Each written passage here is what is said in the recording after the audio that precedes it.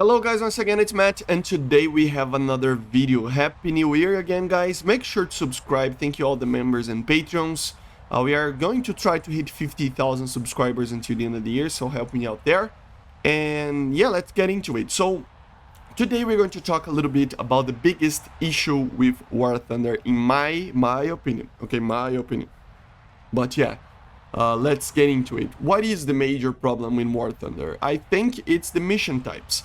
War Thunder is basically one of the best games in the world in vehicle variety and even historical accuracy. I know, there's a lot of mistakes and weird things, and yeah, they do the best that they can, in my opinion. Of course, there are some balancing issues that needs to be fixed, like the A10, for example, the BR compression, but they're not mistakes that are completely game-breaking. They're just boring and difficult to play in certain BRs, but you can always play another BR and you can postpone grinding that vehicle specifically or something like that. It is the best option ever, no, but yeah, it's not a perfect game, obviously, but in a general point of view, it's amazing. The variety of the aircraft and vehicles in general are amazing, and they have a very, very solid basis to make basically the best like simulation vehicle game in the world if they actually fix these mission types that I was going to talk a little bit about. And it doesn't even need to be too much. Right now, it is very much a very like TDM kind of match, as you know. And a lot of people like that even, which is fine, you know. But still, it can be repetitive, and with the repetitive gameplay and the grinding that it is very large, obviously, I think it kind of becomes, you're playing for the grind, you're playing for new stuff that it is always coming. That's probably why you see my videos, for example, even getting a lot more attention when there is new stuff coming up, when there is rumors, when there is stuff like that. The objective of the channel was never actually to make videos about that, but it's just that people need to get new stuff because they are over just playing the same kind of match and the same kind of vehicles. So if you get new stuff, people get excited and they want to see more, and it's fine. But still, the main core problem is still there, that the game is still the same, right? It didn't change too much, the way that they are thinking on the battles for a very long time. Even like some maps, for example, Korea, it's a jet map for like since 2015, I think, since the MiG 15 was added basically, and it's been like almost 10 years. So yeah, it needs a little bit of a change, right, in that situation. And kind of rewards, we're going to talk about rewards later, but still.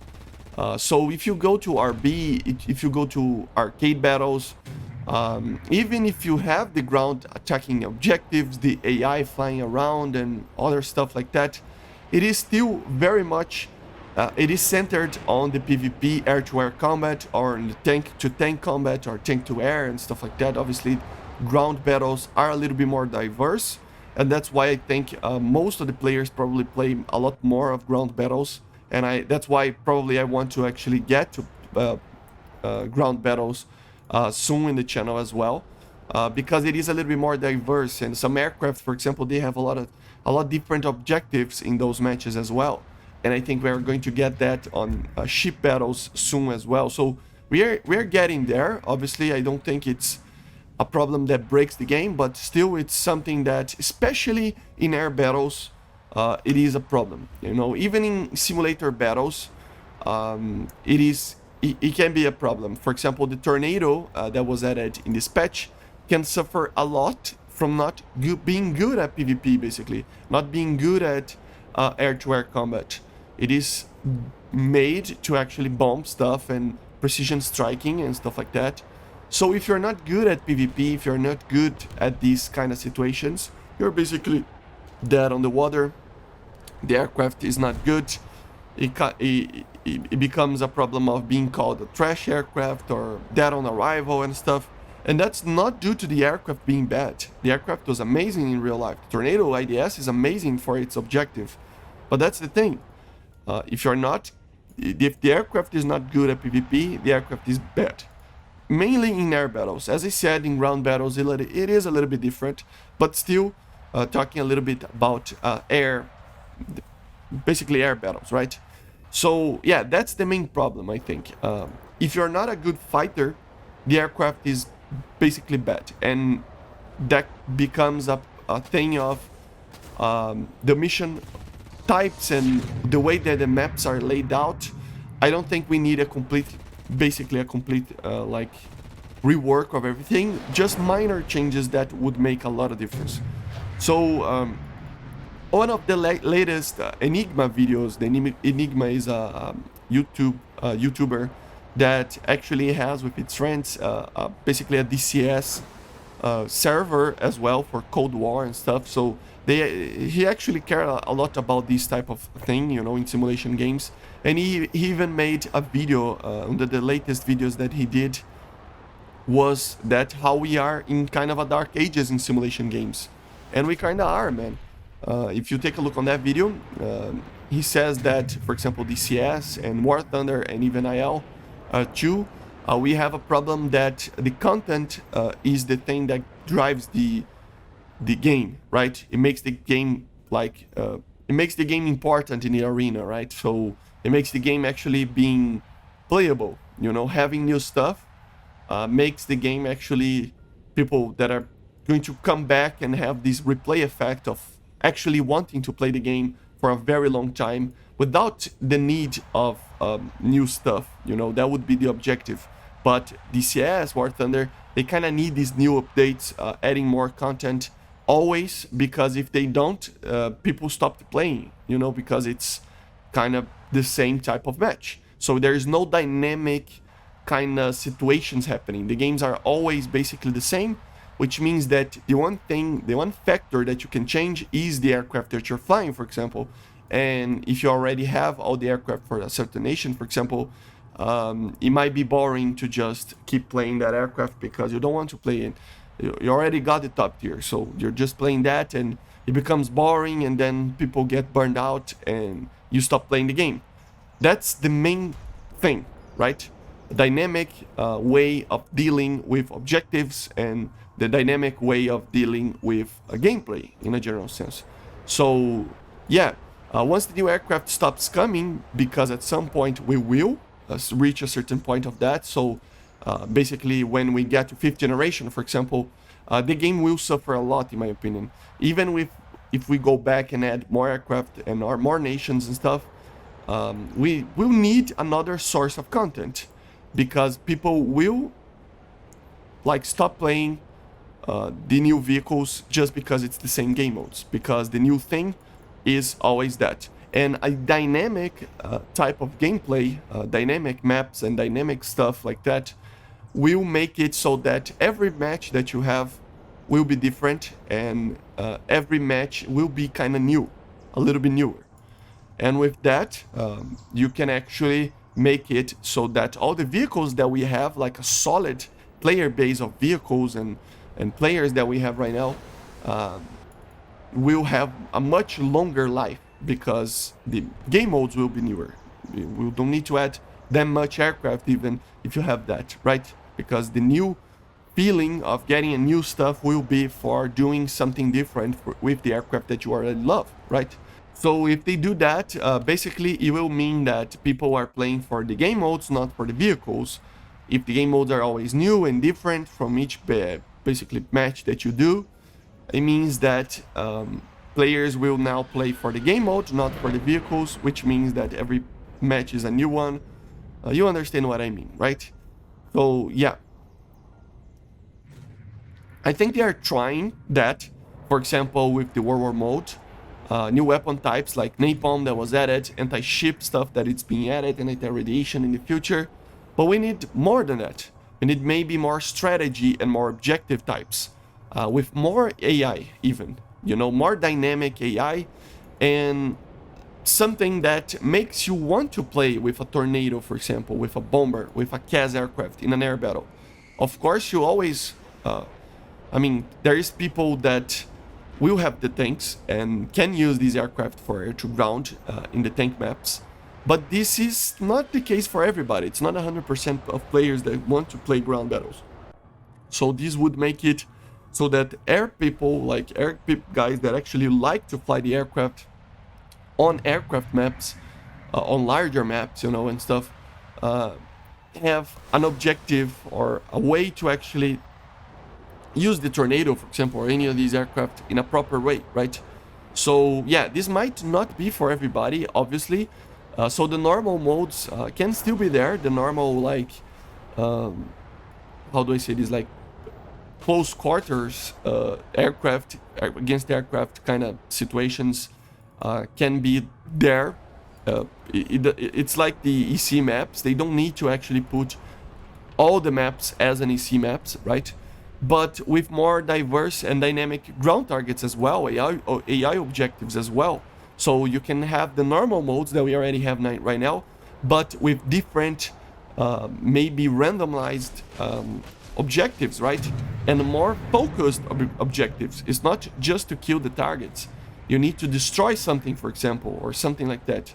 And I know this would be very difficult. I'm not a program, you know, I don't mess with coding or anything like that. But still, maybe some dynamic kind of range of, for example, it detects, the matchmaking detects that 4 people are using a specific aircraft, like the Tornado.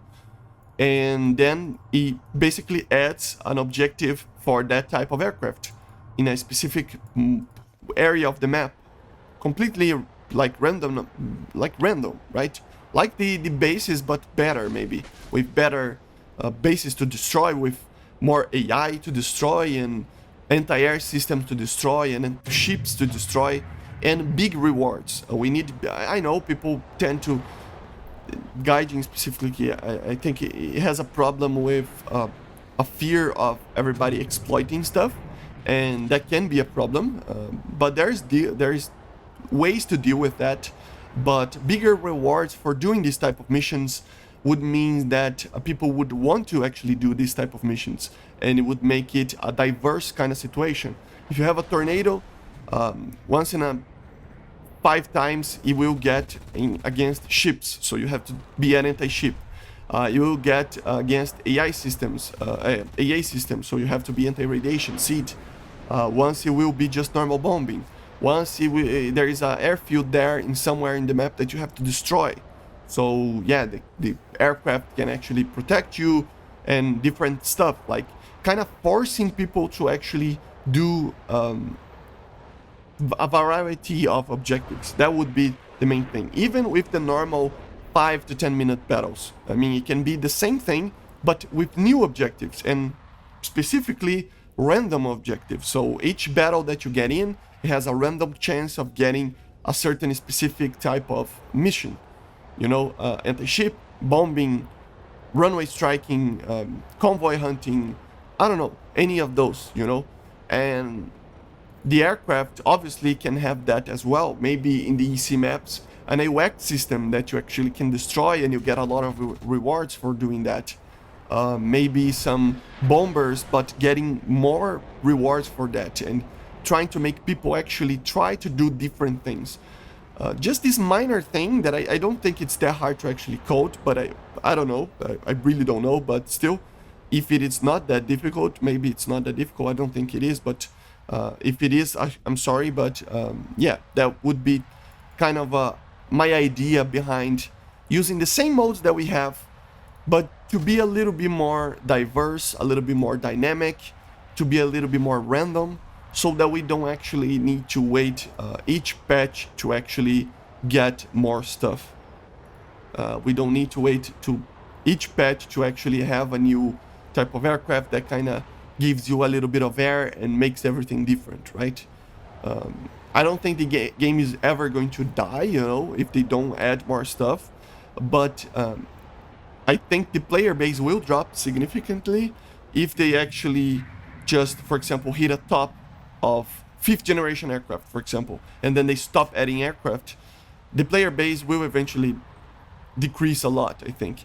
And if they actually do kind of randomized kind of battle game modes and stuff, you will make kind of people getting to more. I don't know. It's just my opinion. I just think that we need kind of this air to breathe, you know, in these mission types, because even though it is fun to have these dogfights and missile launches and stuff, I feel there is a very much a larger need of strategic ways of dealing with targets and more diverse kind of weapon systems and objectives. I think it would be much more healthy for the game and for the players to actually forget a little bit about the grind, forget a little bit about the way that everything is, and just try to focus on that mission. And it's a different mission. You have to focus on that to try to be able to do that. So yeah, but basically this is it, guys. Let me know in the comments if you agree that this is the main problem. You know, it's difficult, I think, to fix it from one day to the other, you know, but still we need to talk about it and help the community guide itself for asking the right things. People ask to fix the game, but they don't tell them how. Like, give them like actual ways to fix the game. And this is my way to fix the game. So yeah, I hopefully you enjoyed. Make sure to subscribe. As I said, trying to hit 50,000 until the end of the year. So help me out there subscribing. And I see you guys on the next one. So bye guys. See you.